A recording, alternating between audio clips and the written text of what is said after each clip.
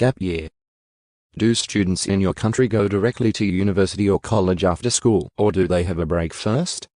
Taking a gap year between school and uni is quite common in the UK, and there are lots of different ways to spend your time. What is a gap year?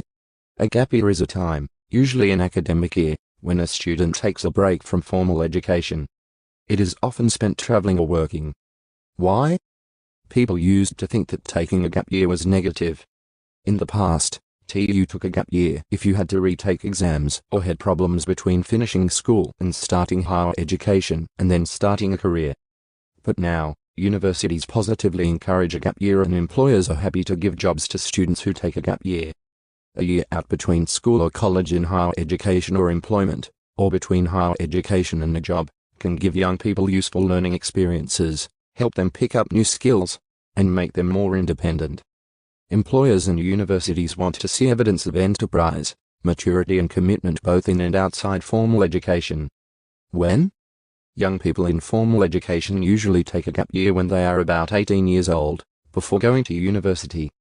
They can also be taken at a different time, for example, by someone who wants to break up their degree course or to do something different before a postgraduate course.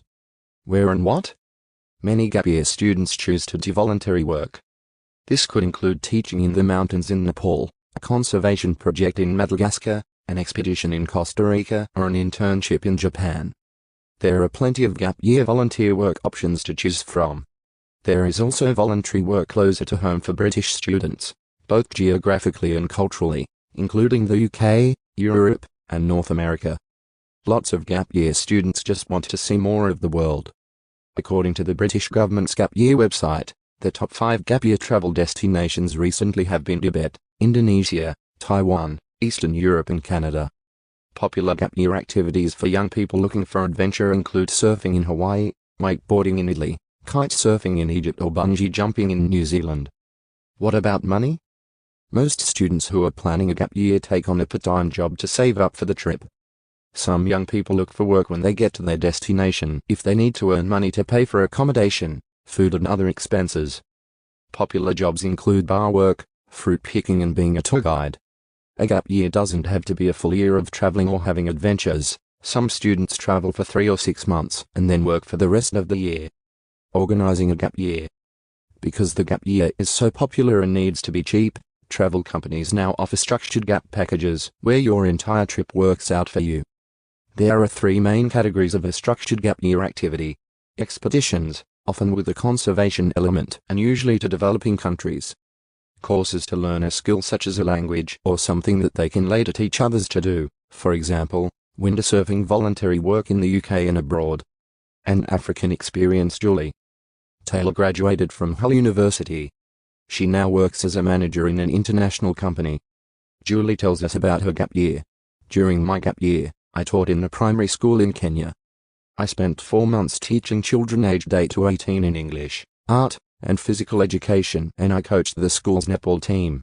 As well as working, I also traveled the country and even climbed Mount Kenya. The trip was one of the best experiences of my life. I'm very happy that I didn't head off to university straight after school, because I learned a lot about myself in my year out. I was able to get by on very little money and deal with problems without the support of family and friends. My trip to Africa also looks great on my CV. I worked to save up for the trip, which showed my employer that I had good self-motivation and organizational skills, which are essential in any job. My interviewers were really interested in how I managed to teach classes of 88 children. Employers see that climbing to an altitude of 4,985 meters up Mount Kenya shows self-motivation, strength and determination. Not everybody can put that on their CV. The future.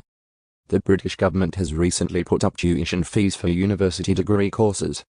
Students may have to pay many thousands of pounds a year for their education. How will these changes affect the gap year for future British students?